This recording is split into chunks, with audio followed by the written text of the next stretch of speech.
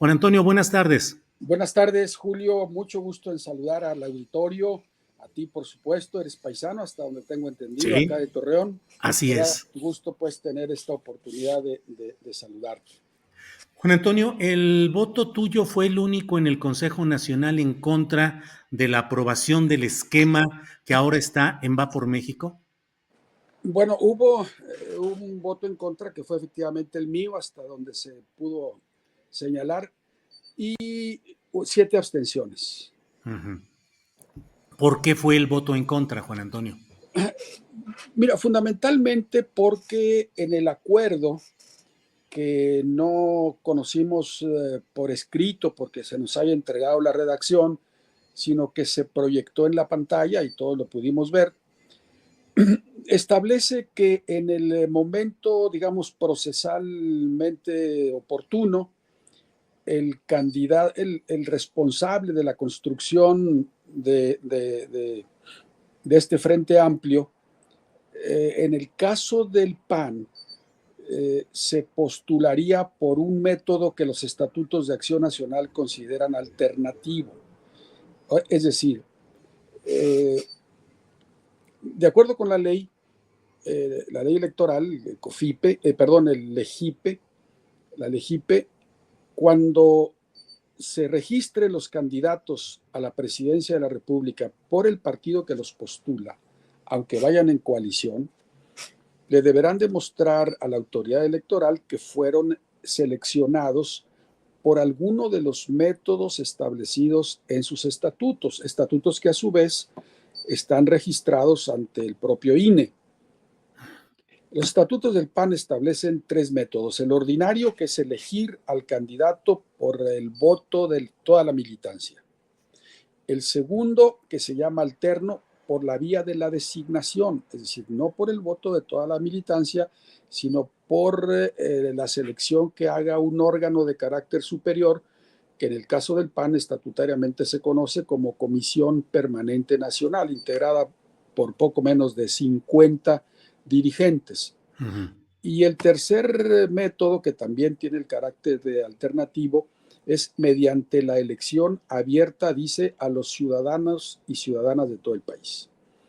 Entonces, hasta ahora que yo recuerde, cuando dejó de funcionar el sistema de convenciones nacionales, el candidato a la presidencia de la República, de Vicente Fox para acá, se elegía mediante el voto de todos los militantes, que me parece, pues, para un cargo de altísima responsabilidad política, de hecho histórica, cuando histórico el cargo, cuando menos en la historia de Acción Nacional, etcétera, pues Ujú. debería mantenerse vigente el principio democrático. Entonces se está reservando por la vía de la designación a un pequeño órgano, digo pequeño en número de representantes, de poco menos de 50. Este malestar no solo lo expresé yo, también algún otro dirigente del partido. Pero en fin, esa es la cuestión de fondo, la razón de fondo. Por otro lado, advierto que la creación de un frente integrado por partidos políticos es una institución que está consagrada en la propia Ley General de Instituciones y Procedimientos Electorales. Probablemente no sea en sentido estricto aplicable a cuestiones electorales, pero también desde el punto de vista estricto, este procedimiento para nombrar a un responsable de la construcción de un frente amplio no tenga de momento el carácter electoral que se le ha querido ver y que probablemente para muchos efectivamente ese carácter tiene.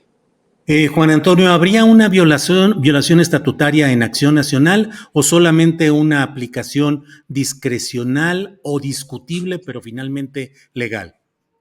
Bueno, discutible. A mí me parece inapropiado que un candidato a la presidencia de la República, en este caso el del PAN, con su larga tradición democrática, se le reserve a este pequeño órgano. Quiero recordar, Julio, que en el pasado remoto de Acción Nacional, los estatutos del PAN establecían que el candidato a la presidencia de la República debería ser aprobado por el 80% de los votos computables en la Convención Nacional en la que se postulara al candidato. Era una exigencia muy alta. ¿Por qué? Bueno, pues porque el candidato a la presidencia de la República es el abanderado, es el símbolo, es el portaestandarte, es la figura que tiene en torno a la cual deben participar todos los militantes del partido.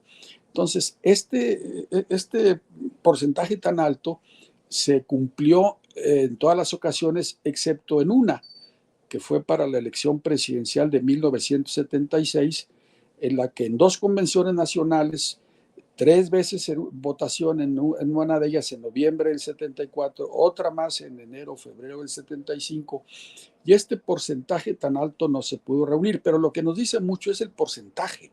Quiere decir que el candidato a la presidencia de la República, postulado por un partido democrático como es Acción Nacional, pues debe reunir un estándar muy alto, no solo en cuanto a participación, sino en cuanto a apoyo de la militancia. Claro. Luego este porcentaje se redujo después de esta experiencia, pero se modificó pues ligeramente porque se estableció un porcentaje que es muy raro en el derecho mexicano, que es la mayoría que se conoce como mayoría románica, que es el de las 3/5 partes, o sea, el 60%. Ahora, Juan Antonio, de todo esto que estamos hablando, ¿cuál es tu opinión sobre la evolución democrática o la involución democrática de Acción Nacional hoy? Bueno, pues lamentablemente este método, aceptado no solo por la legislación interna del PAN, sino también por la legislación federal y estatal en materia electoral, el de la designación, que es un método no ordinario, sino extraordinario, como le llaman los estatutos del PAN alterno, pues ha venido a convertirse en el método ordinario, lo cual suplanta la democracia interna. Entonces, ¿hay evolución o involución democrática en Acción Nacional? Bueno, en ese sentido lo hemos señalado con toda claridad. Por una u otra razón se ha acudido a este método. Hay razones que eventualmente pudieran justificar la aplicación del método, pero serían ocasiones o situaciones verdaderamente extraordinarias, pues implica que se ha desandado un camino que se tenía muy recorrido en la historia del PAN. En este punto concreto, pues, pero en general, en los últimos años, diría yo, Juan Antonio García, ¿estás contento con el rumbo y la manera como hace política el Partido Acción Nacional en los últimos años? Bueno, en materia electoral claramente no. Yo advierto que cuando un partido llega al poder, como ocurrió en el caso del PAN, por lo que hace al gobierno federal en el año 2000, las cosas hacia el interior se multiplican y es muy difícil trasplantar un sistema claramente democrático a un sistema de amplísima competencia interna, donde empiezan a surgir problemas, sobre todo si institucionalmente el cambio es muy radical, como ocurrió en el caso del PAN. Porque curiosamente, ahorita no tengo presente los números, pero de los años anteriores al 2000, de una militancia de 200, 300 mil, aumentó a casi 2 millones de militantes, ¿no? Este alud de mexicanos que llegó al PAN, pues lamentablemente lo hizo en una gran mayoría de casos, pues con otro propósito, no con el ánimo de contribuir a la formación política, a la gestión del bien común, sino a obtener beneficios, que puede ser lícito, es legítimo que alguien aspire, por ejemplo, a un cargo público, pues, si no de otra manera no habría quien participara. Pero una cosa es hacerlo por las vías correctas, democráticas, y otra mediante la suplantación de métodos probados por la vía democrática por otros que no lo son. Lamentablemente de esto pues adolecen todos los partidos. Por ejemplo, los padrones internos no son confiables en ningún partido político. Eso te lo dicen los del PRI, te lo dicen en su tiempo los del PRD. Supongo que igual ocurre con Morena, porque aquí en la elección reciente tuvieron ese tipo de problemas. Claro.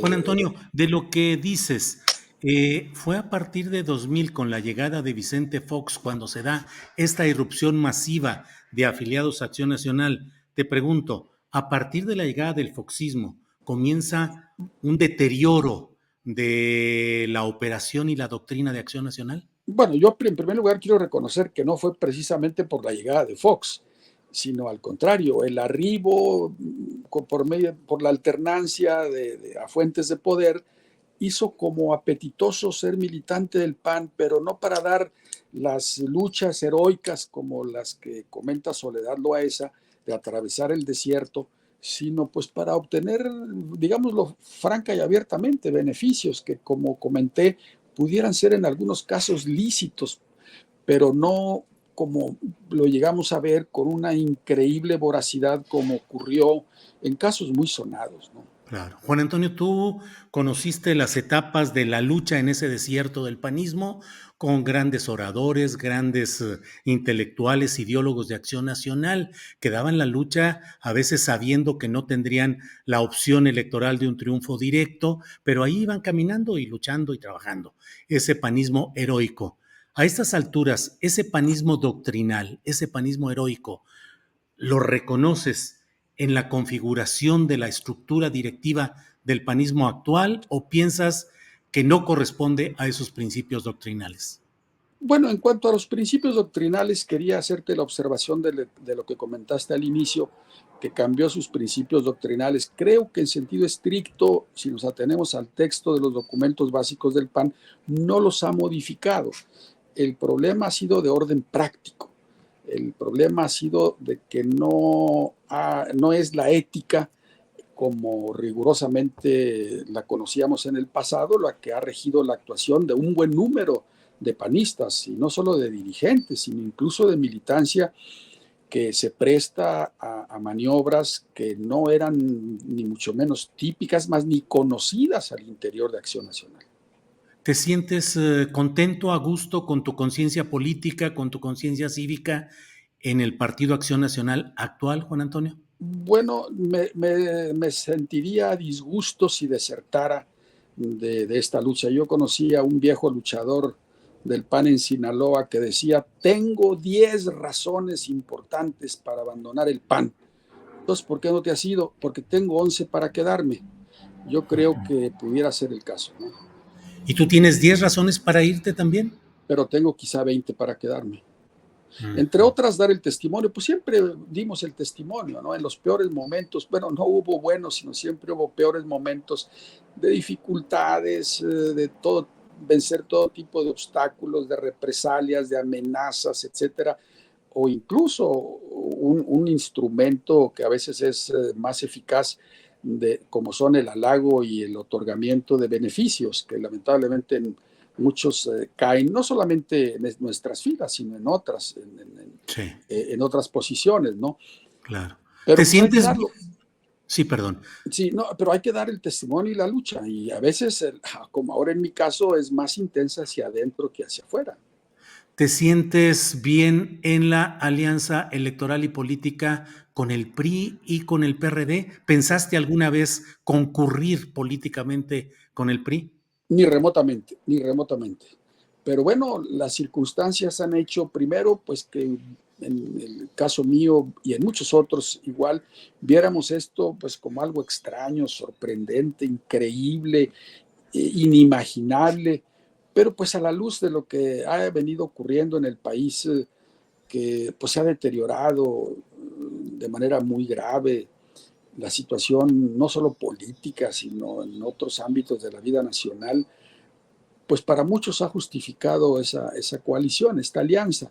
Vaya, como el mal menor, como se dice en algunas ocasiones, pero ojalá y el PAN hubiera mantenido su presencia viva y permanente, actuante, como ocurrió en el pasado, para no haber tenido necesidad de pues de este tipo de alianzas que parecen necesarias, aunque ojalá en el futuro no lo sean así. Pongo un ejemplo, Julio. Ujú. El partido, cuando empezó a crecer, de repente observó que carecía de recursos, que no eran más que los que aportábamos los militantes, para poder llevar a cabo sus trabajos. Y a alguien se le ocurrió, bueno, Adolfo Crislib, que para mí ha sido uno de los presidentes más sobresalientes del PAN y que está olvidado, que lamentablemente está olvidado. Pocos, incluso dirigentes modernos, saben quién fue, y lamentablemente Alonso Lujambio dejó pendiente una biografía de él que, según nos decía, estaba a punto de concluir cuando falleció. Ujú, Bueno, Crislev estableció un procedimiento para llegarse fondos, que fueron aquellas rifas semanales de ujú. una docena o decena de autos en todo el país. Todos los viernes se rifaban 10, 12, 15 autos. Y yo recuerdo perfectamente que aquí en Torreón, pues teníamos a algún compañero pagado en la Plaza de Armas y en algún otro lugar con un carro muestra. Y a veces me decía, pues ya para el jueves no hay boletos, se Ujú. acababan los boletos. Algún periodista, creo que Julio Mejido, llamó a eso el plebiscito de las rifas, porque las rifas equivalían a un verdadero Ujú. plebiscito, eran de apoyo al PAN. Claro. Y algo que me sorprendió fue que en alguna ocasión quien coordinaba estos trabajos, que seguramente tú lo recordarás, mi amigo inolvidable Eugenio Ortiz Walls, Ujú. me dijo, oye, fíjate, ¿sabes una cosa? La gran mayoría de los premios la gente no los reclama. Ándale. Y yo hice este razonamiento, oye, pues Eugenio, no los Sí, reclaman porque en realidad los mexicanos que le compran 1, 10 o 5 boletos cada semana al PAN no lo hacen por obtener claro, un premio, sino por apoyar al por partido. apoyar. Yo Claro. quiero preguntar si hoy nos instaláramos con un auto muestra en cualquier plaza de algún país y se nos agotarían los boletos desde un día antes, ¿no? Híjole, Juan Antonio, pues muchas cosas interesantes. Te agradezco esta posibilidad de dar un repaso a las circunstancias actuales y algunas históricas del Partido Acción Nacional. Yo te Yo soy el agradezco mucho. agradecido, Julio, muy, muy amable, Al contrario, Juan Antonio, que estés muy bien y saludos allá a la tierra, Torreón, Coahuila. Hasta luego. con mucho calor, ¿eh? Ya me imagino. Hubo Pero, un día de la semana pasada que casi llegó a 47 grados. híjole, así es. Sí, pues parientes míos me reportaban eso de 46, Para que no te 47. lo reporten, date una vuelta. Eso haremos un día de estos. Muy bien. Gracias, Juan Antonio. Gracias. Que estés Hasta luego. bien. Hasta luego.